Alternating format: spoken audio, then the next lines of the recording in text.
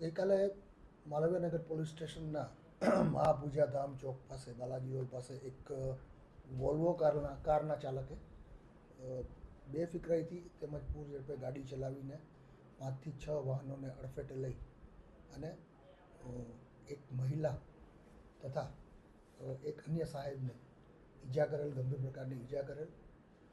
ત્યારબાદ ત્યાં બપોરનો સમય હોય, ટોળું એકઠું થઈ જતા ટોળાએ આ વાહન ચાલકને પકડીને માર મારેલ. પછી વાહન ચાલકને તાત્કાલિક હોસ્પિટલ દાખલ કરવામાં આવે. આ વાહન ચાલક નશાની હાલતમાં હોવાની શંકાના આધારે એના બ્લડ સેમ્પલ લેવામાં આવેલ અને બ્લડ સેમ્પલને પૃથ્થકરણ અર્થે FSL તરફ મોકલવામાં આવેલ છે.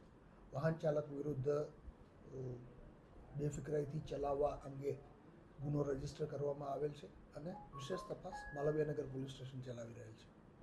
નશાની હાલતમાં હોવા માટેની ફરિયાદ અને જે પબ્લિક પ્રોપર્ટી ડેમેજ થઈ છે, આ અંગે કોઈ ફરિયાદ આગામી દિવસોમાં? આ બાબતે જે અકસ્માતની જે ફરિયાદ થયેલ છે એની તપાસ દરમિયાન જો પબ્લિક પ્રોપર્ટીને ડેમેજ કરેલું હોવાની પણ જાણકારી અથવા પુરાવા મળશે તો એ બાબતની કલમોનો પણ તપાસના કામે ઉમેરો કરવામાં આવશે. સાહેબ, આપણી પાસે લેથ એનાલાઇઝર હોવા છતાં પણ શા માટે સ્થળ ઉપર તપાસ ન થતી, આવા લોકો આક્ષેપો કરતા હોય છે? સ્થળ ઉપર આ જે આરોપી છે એને માર મારવામાં આવેલ, જેથી પ્રથમ પ્રાયોરિટી એને હોસ્પિટલમાં દાખલ કરાવવાની હતી અને હોસ્પિટલમાં આ આરોપીના બ્લડ સેમ્પલ લેવામાં આવેલ જ છે.